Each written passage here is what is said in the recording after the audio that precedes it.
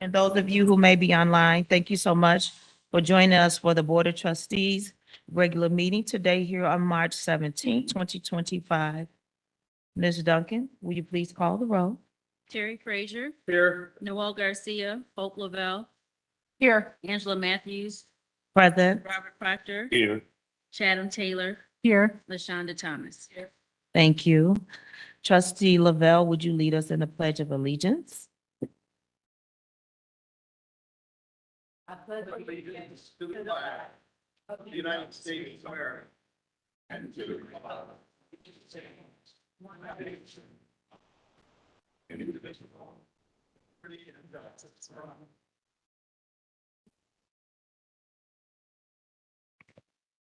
Before we move on to the approval of the minutes, I would just like to take a moment of silence for Trustee Garcia's passing of his father, asking that everyone would keep him and his family in your thoughts and in your hearts. If we could take a moment of silence before we move on, that would be greatly appreciated.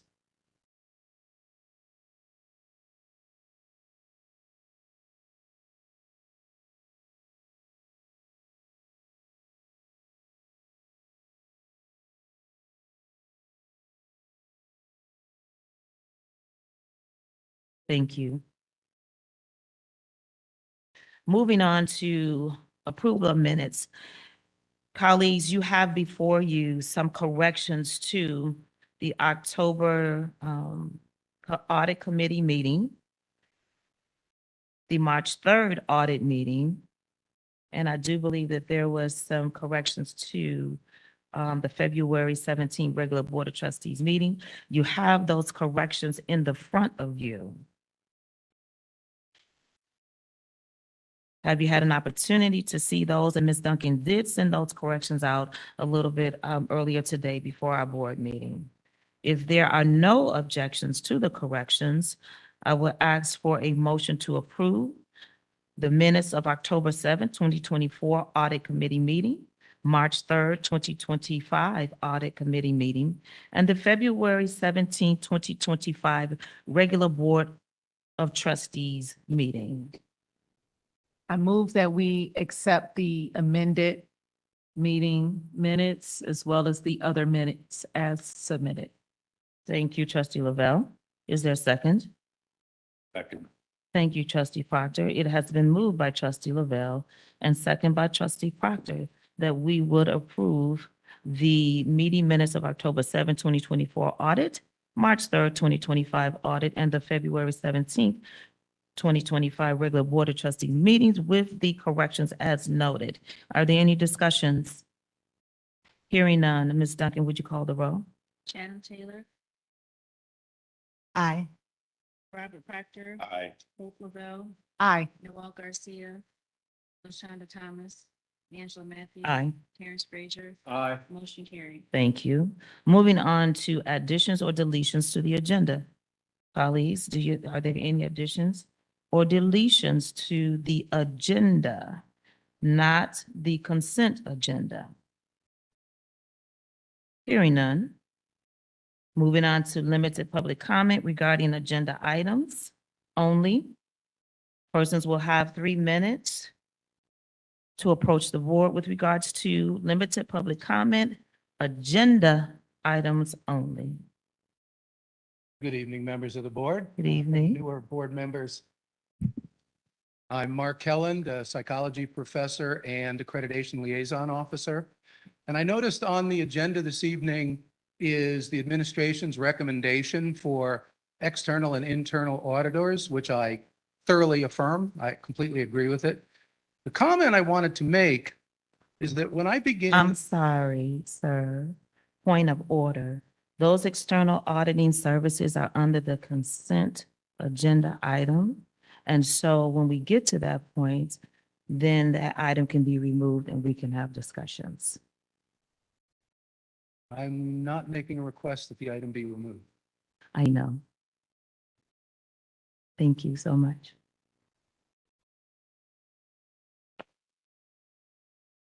Moving on to the president's report, Dr. Robinson.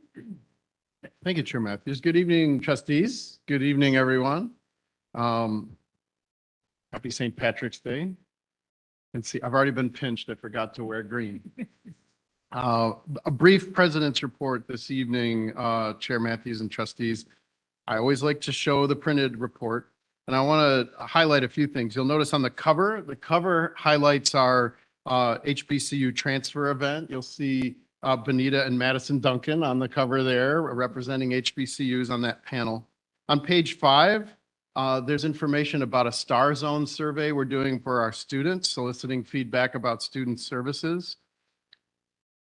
We always get a lot of great earned media here at the college. Marilyn Twine is here at the board meeting. Pages 21 to 23 are just chock full of great earned media stories for the college. And then on 25, I did want to call attention to a social media post to commemorate in solidarity with our colleagues at Michigan State on February 13. We have been lighting our monuments green. So the Granger Clock Tower and the West Campus Rotunda shine green on the anniversary of the tragedy at Michigan State. Great stuff in the printed report. I have just a few slides, and I'm not going to refer to them by number tonight, Patrick, because I messed that up last week. I do want to let you know, last week, Student Affairs held a great collaborative growth initiative for counselors, financial aid, professionals, advisors. There are 108 attendees, and our own Terrence Locci from BCI was the facilitator. And this looked like I was only there to give a brief address to the employees, but it was an incredible collaborative cross-functional group on strategic enrollment management and student services. This is the kind of stuff I love, with breakout sessions and ideas on butcher paper and sticky notes. A lot of great collaboration and energy in that room. My address was on the crucial nature of supporting our students, and particularly our ongoing commitment to LCC's values of diversity, equity, inclusion, and belonging. It was a great meeting, and I got a lot of excellent feedback from employees. Next slide, Patrick. We have come and talked to you about our initiative and our engagement with folks who are incarcerated at the Ingham County Jail. Here's a selfie that we took with Avi Atari from MEDC. I'm excited to tell you, trustees, that we attended a secure graduation ceremony at the jail, and it was very moving. And Bo and his team and Lee Gardner know about the trustees' intense interest in this program, so they are planning a special graduation ceremony in late April that you will all be invited to. That's an ongoing initiative and relationship that Dean Garcia and his team have put together. And I will tell you, I was very moved by the sheriff's speech. He invited all of these incarcerated individuals to come and find him and go out for coffee or lunch. And this ASPIRE program, which stands for a rebuilding of individuals through skills and education, we're really proud at LCC to be a part of that, to have a post-secondary component to that. There were also some of the currently incarcerated individuals who received their GED that night. It was really moving. Next slide, Patrick. I want to give you an update on athletics. The basketball season is over for our Stars. The women fell in the Region 12 championship game. They had an outstanding season. I know that some of you got to go see the women play. The men fell in Region 12 district semifinals, another great season. But sports keep coming. Baseball and softball have started up. And I'm really proud to tell you on behalf of our athletic director that our men's cross country coach, Jim Robinson, was honored with the NJCAA Coaches Legacy Award. So that's a big accomplishment. Brought a lot of national championships back to LCC. It's a very strong partnership. Next, trustees, I know you see these folks all over the place, but I wanted to give a special shout out to our LCC media professionals and photographers. We have two of the best photographers in the business in Cass Hopp and Kevin Fowler. I made them pose for that picture when we were at the basketball game. But a bunch of other great professionals do videography and photography. For LCC, Dave Wassinger, Craig Jones, Brock Elsesser, Gary Mejia, Rob Edwards, Patrick Butcher, our own Patrick Butcher. So much of what we do involves digital storytelling and taking of pictures, recording video and audio. And I just want to recognize those professionals for how they augment our work.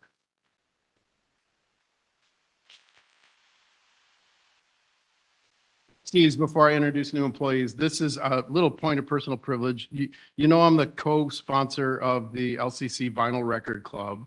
And I did want to give a shout out to our outgoing co-sponsor, Sarah Eubanks, who last year got the LCC Rising Star Award. Sarah works in Bo's office, and she is leaving LCC to further her career. She's an MSU student, an anthropology student, and she's going on an overseas dig. And just an incredible individual who started in our Vinyl Record Club as a student, was the club's first president, then became employed at LCC, has been my co-sponsor of the club. And I just wanted to tell you what a great job she's done. I wish her well in her anthropology studies at Michigan State. We do have her husband, Tim, will be taking over as co-sponsor. They really run the club. I just show up and bring pizza. Okay. And then two other brag points about the Vinyl Record Club, which is now in its third year. We have made a connection. A Vinyl Record Club in Japan has reached out to us to become like sister clubs, and we're going to be doing a virtual meetup with the Keio University Shohan Fujisawa Campus Record Club. That's really neat. And then, much closer to home, we have inspired our colleagues at Michigan State to start a Vinyl Record Club. They had their very first meeting last week. We're only 3 years ahead of them. And then the last thing is I'll send you the story when it's finished. But there's a reporter at the Chronicle of Higher Education who's doing a story about the Vinyl Record Club as part of a trend. College students, there's this micro trend of abandoning digital screens and returning to analog devices, Polaroid cameras, flip phones, vinyl records. And so they have interviewed our students. I did an interview, and when that story is printed, I'll send it to you all. So with that, trustees, I want to introduce some of our new employees. It's a shorter list this week. Are any of our new employees who are here on the list in attendance tonight? No, the weather, the sun is out. So hopefully they're out enjoying the sunshine. That's my president's report. Chair Matthews and trustees, happy to answer any questions. Thank you. Hearing none. Thank you. Now to agenda item number 8, consent agenda. Action items. Colleagues, are there any items on the consent agenda that you would like to remove for discussion?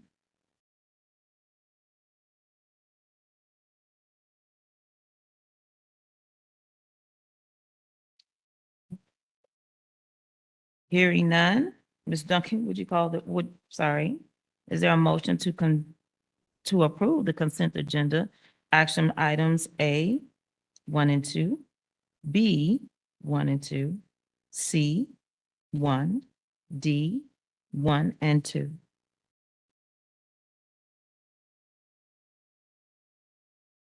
No one Madam wants Chair, I to. move the approval of the consent agenda. Thank you, trustee Proctor. Is there a second? Second. Thank you, trustee Taylor. It has been moved by trustee Proctor, second by trustee Taylor to approve the consent agenda. Action items A, Board of Trustees employees 1 and 2, B, cooperative purchase, elevator maintenance and network access, C, professional development leave requests, number 1, D, request for proposal, external auditing, internal auditing services. Any discussion? Hearing none. Ms. Duncan, will you call the roll? Angela Matthews. Yes. Hope LaBelle, Yes. LaShonda Thomas, Terry Frazier, Aye. Noel Garcia, Robert Proctor. Aye. Chatham Taylor. Aye. Motion carried. Thank you. Moving on to agenda item number 9, monthly monitoring report. Dr. Robinson. Thank you, Chair Matthews. Trustees, under page 50 in your packet is the fiscal year 2026 estimate of taxes and appropriation necessary. That's something we bring to you at this point in the financial planning year. Don Wilski, our CFO, is here to answer any questions you might have. It's here for your information. And Don, do you have some comments about this one for the trustees? Very quickly, the amounts shown here are the amounts that were used in the financial forecast that we saw last month. This is a requirement that's been on the books for many, many years, and we just have to follow the law, basically. If there are no questions, Chair Matthews, next also is the monthly financial statements. Those are on page 51. There's a cover sheet and an explanation there. And once again, the CFO is here if you have questions. Okay.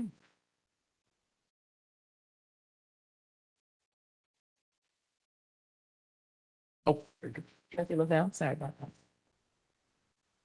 I was wondering if you could speak to the technology fund.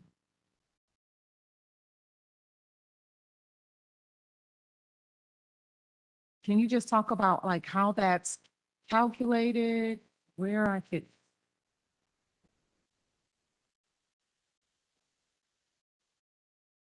So it's referenced a few times in the other parts of the packet where we talk about, we take funds for networking came from the technology fund. And then also, I believe the Dart Auditorium, some of those improvements are also coming from the technology fund. So looks like a special purpose fund, was just trying to just as a point of education for myself. Yeah, on an annual basis, the college makes a transfer out of the general fund Okay. to the technology fund because it's not an item that's linear. The needs go up and down from year to year. Okay. And because it goes to a designated fund, then the balance carries over. So it's not like in the general fund, quote unquote, use it or lose it. Got it. And so the balance carries forward just because of the nature of that. We also do the same thing for the physical plant fund, same type of thing, because everything does not have a nice even basis. So it's a very good process for the college to do that. If on the general fund side, it smooths out the budget, and on the other side, it helps those two areas be able to plan on a longer term basis. So then when it gets, do we kind of like deplete it down and then make an allocation to it annually or? Yeah, it's an annual allocation. Okay, This year was 2.8 million for technology and 3.4 for physical plant. thank you. I just have a general question with the general fund. So I noticed in some of the consent agenda items, we have like the elevator maintenance, and then we have the external audit and the internal audit. What part of the general fund, because I'm looking here and there's different categories, so that I understand how to kind of study it and how much is coming out of what, because that's what I do, is the audit. So we have external audit and internal audit. Does that fall under the public service part of the general fund? And then also the, Well, as far as the type of expenditure, it would be under professional services. okay, And then in terms of how it's reported by division, internal audit is budgeted in the board's budget, and external audit is budgeted in the financial services audit. So, under the which division. and so I'm assuming the elevator maintenance and then the hardware, there's a equipment and hardware that falls under information technology. What does that fall under? What that- Yeah, it would be, in this case, it's not part of the general fund, it's out of the IT fund that was just addressed. And so that's not part of the general fund, it comes out of that allocation, $2 million that we make.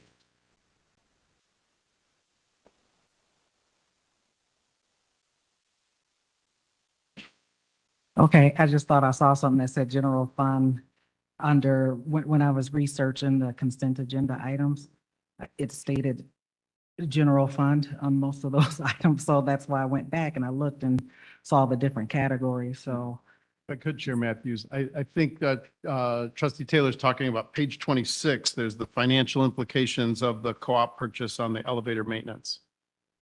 References the BPO coming out of the general fund. That's what you're referring to? yes, Yeah. thank you.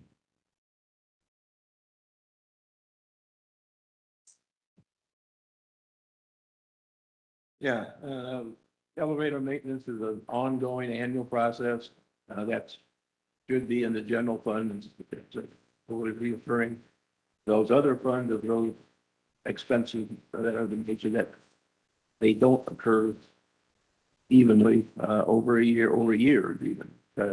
Some items may have a 5-year lifespan or even longer. So, but ongoing regular maintenance wouldn't be coming out of the general fund. That was my question. Thank you. Okay, thank you.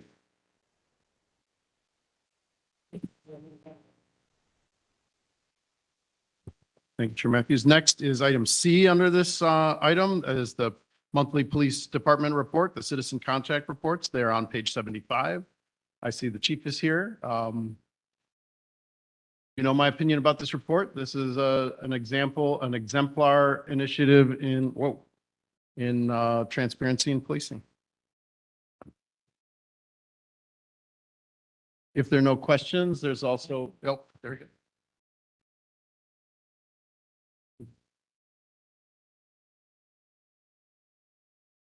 Thank you, Chief Gaines. I really don't have a question, but I'm going to channel one of my trustees, Trustee Garcia, because he loves our police department. And it'll be, wow, only 9 from, I don't know, from February. I think that's absolutely amazing, and I'm sure that he would give you a hand clap for that. Okay. Never received the cards from the.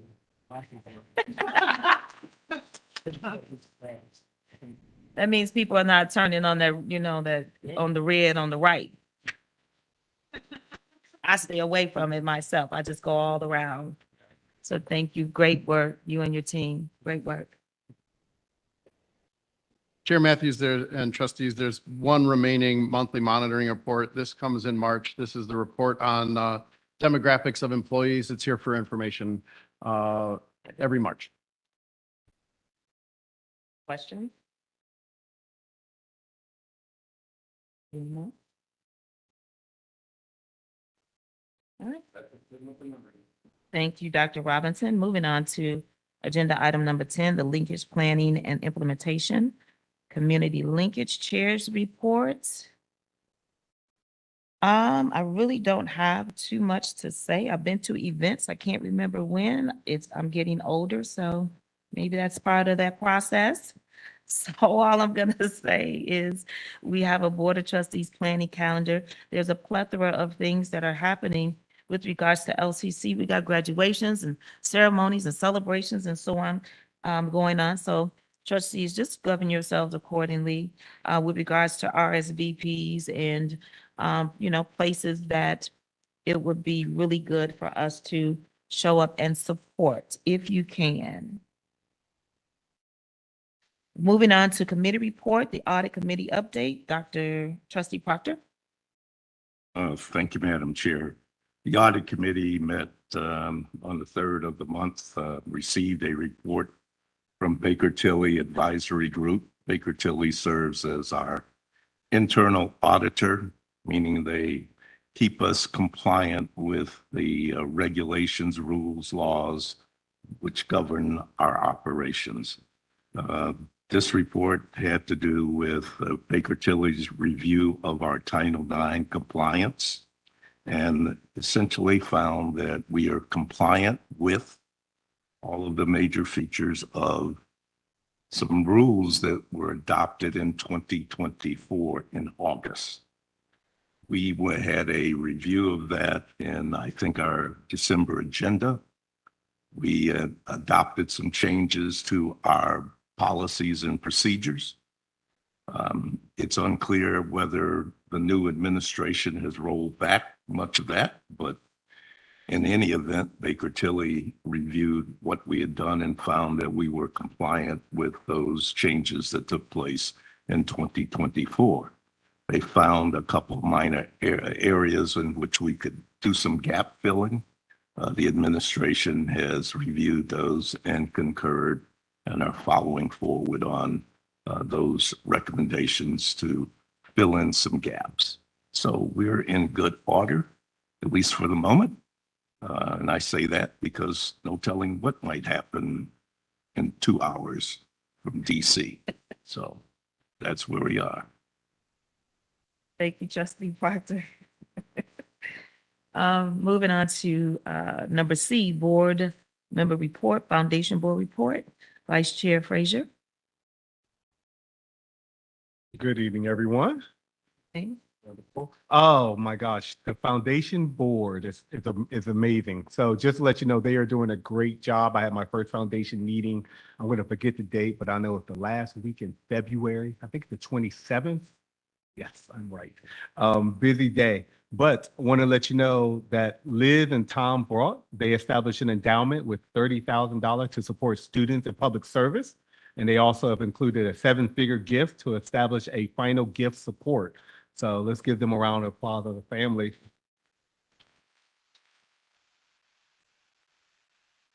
The other big thing I want to report is the foundation board has 7 new members. So that's great. And we just did training over the last week or so. So great training, learned a lot about the foundation board, and everyone on the board is ready to work and ready to rock and roll. So we look forward to everyone this upcoming academic year and year to support the foundation with your heart, soul, and a little bit of dollars. So thank you in the report. Thank you so much, Vice Chair Frazier, for that enthusiastic, passionate report.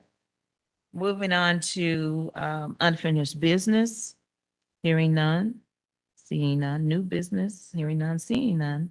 Now we move to public comment for anyone who wants to comment on anything of your choosing. You can address the board. You have 3 minutes. And you can approach right now. Melissa, I think that was young.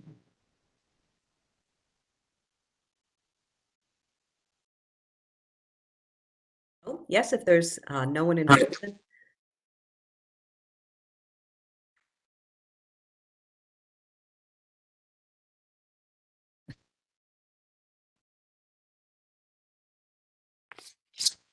Hello, good evening, trustees and Dr. Robinson. I'm delighted to be here virtually to share some information with you about a number of events that are happening in the Arts and Sciences Division over the next month before your next meeting that connect our campus and connect us to the community. And also thanks to Dean Hoagland for sharing this update last month while I was taking a class in the evenings. So first of all, our next Historians at the Movies event is coming up next week, March 27th, and we're doing an in-person event that we are creating a signature event as we did last year with some of you may remember the 496 film that really filled Dart Auditorium with community members and campus attendees. And this year we're showing the film Radium Girls on Thursday, March 27th at 2:10 so that it coincides with classes that are offered at that time. And Radium Girls is a recent film, but it's based on a true story about female factory workers from 1917 to the 1920s who painted watch dials using radium paint. And they had to dip the brushes into the paint and lick them to make a really fine tip. And these watch dials glowed so that soldiers who wore the watches on battlefields during World War I could see them. Well, the radium poisoned many of these young women, and over 100 died. 5 of them pursued a lawsuit and eventually won a lot of workplace changes for factory workers. So it's a very passionate story.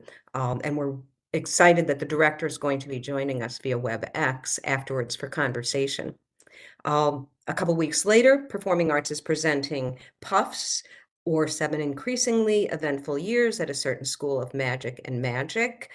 It's a comic parody, as you might gather from the title. That'll be in DART April 11th through 19th. And we're very excited to again offer a special school night, inviting high school students from the area to attend for special giveaways and a chance to meet the cast afterwards. And it's a great opportunity to do some outreach to the high schools. And then finally, the other event that I want to mention is our annual Take a Stand Sit-in Social Justice Forum. It'll take place April 9th through 10th. And our theme this year is environmental justice. And so we're exploring climate change from a number of perspectives and disciplines, the arts, humanities, science, different cultures. We're opening the evening of April 9th with the second year of our partnership with the Capital City Film Festival. We'll be at the festival showing 3 different short films and discussions with the filmmakers afterwards, and just an amazingly wonderful coincidence in selecting the films. One of them, titled The Forgotten: Sustainable Clean Energy for the Brazilian Amazon, follows a team that's actually works out of MSU, and they develop energy solutions for off-the-grid communities. Well, that film happens to be directed by our very own David Wassinger. So it's a wonderful connection for Take a Stand, the film festival, for LCC and MSU, and we're really excited about that relationship. We'll also have the next day of WebEx events, including our featured speaker, who is an international leader in arts and climate.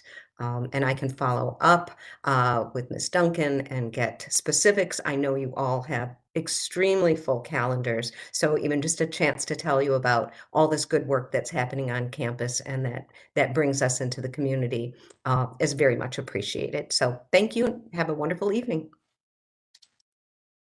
Thank you for that. Before we move on, let me do something. Mark, let me own this apology to you. It's never my intentions not to allow anyone to address the board or make a public comment, but to just keep things in an orderly fashion. So I do apologize for that.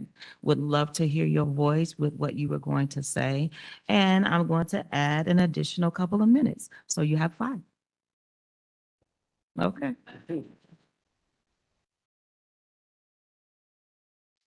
Thank you, Chair Matthews. As I started to say, for the new trustees, I'm Mark Kelland. I'm the Accreditation Liaison Officer and a psychology professor. And since I wear multiple hats, I'm speaking a little bit as both this evening. I fully agree with what has now already been approved, is the recommendation for the audits organizations that do them for us. A couple of years ago, when I began attending board audit committee meetings in preparation for our reaffirmation of accreditation, which I do enjoy. I like going to those meetings. I like that sort of thing. The most valuable information that I've gotten from those meetings are the reports on the audits. Now, the external audit is then brought to the board for public discussion, but that does not happen with the internal audits. And I'm not suggesting that it should, but what I would encourage the board to do is to have a conversation with Dr. Robinson about the possibility of at least some sort of synopsis or some other information to be shared college-wide, because 1, we do well on those internal audits, and 2, it's very valuable and important information, such as the last one was on the yo-yoing rules on Title IX, but it's still good to know where we are. And so that's what I wanted to say about that item on the consent agenda. I'm glad that you approved it. That's what I would certainly have recommended. But I'd like that information to become, at least in some form, more available to the entire college community. Thank you.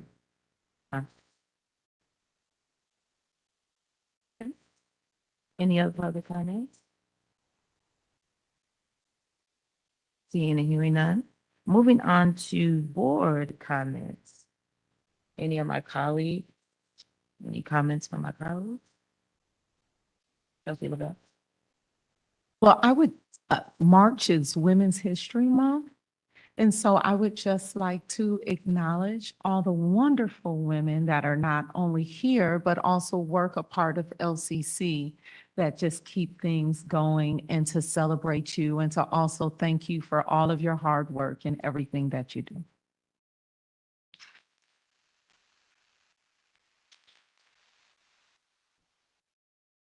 Trustee Thomas? Since you stated that. It is also Social Workers Month, and as I am one, I give it up to any health professional, especially mental health, especially during this time of uncertainty. So, and I know we all put that hat on when we have students before us. So I appreciate all of you and your work that you're doing. Thank you.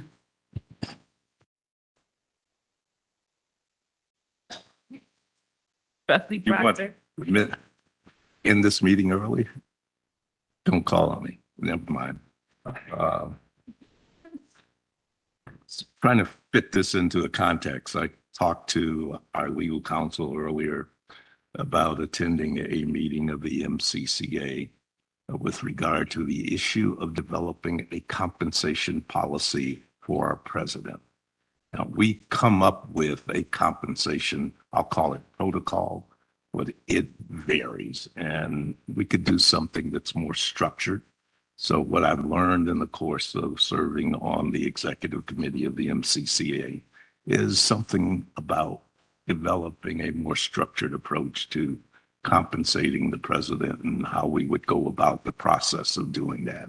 So as current chair of the policy committee, I submit to you that the policy committee is going to be coming forth with a document for your consideration at some point in the next few months. Thank you. Thank you, Trustee Proctor. No other comments by the board? Moving on, because we do have a closed session. I was thinking about having a comment, but not. We're gonna have one. So, Vice Chair, Frazier? I'd like to move to enter into a closed session for the purpose of discussion, strategy, and negotiation session connected with the collective bargaining agreement under Section 8C of the OMA. Second. Second. Thank you, Trustee Proctor. It's been moved by Vice Chair Frazier and second by Trustee Proctor that we move into closed session for the purpose of discussing strategy and negotiation sessions connected with the collective bargaining agreements under Section 8C of the OMA. Any discussions? Hearing none. Ms. Duncan, call the roll. Robert Proctor, Aye. Chatham Taylor, Aye. Hope LaBelle, Aye. LaShonda Thomas. Terrence Frazier. Aye. Noel Garcia, Angela Matthews. Yes. Motion carried. Thank you. Let's meet up in closed session within, I would say, 5 minutes.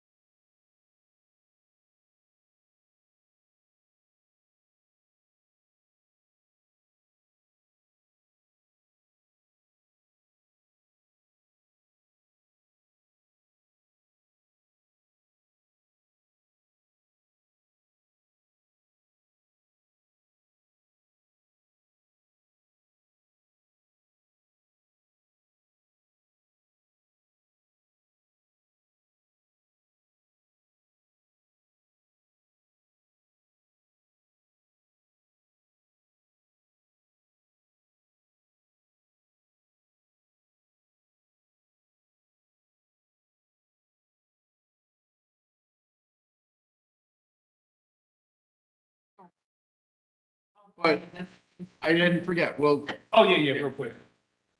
I did. Look. I remember that. That's why. I'm like, oh, going out there. I'm like,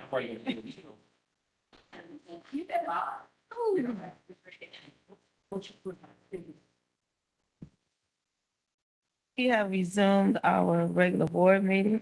Ms. Duncan called the roll. Terry Frazier. Here. Noel Garcia, Hope Lavelle, Here. Angela Matthews. Here. Robert Proctor, Chatham Taylor, Here. LaShonda Thomas. Yep. Thank you. Is there a motion to adjourn? Okay. Been moved by Vice Chair Frazier, second by Trustee Thomas, that we will adjourn the regular trustee board meeting for March 17, 2025. Discussion? All in favor, say aye. Aye. Any nays? Adjourn.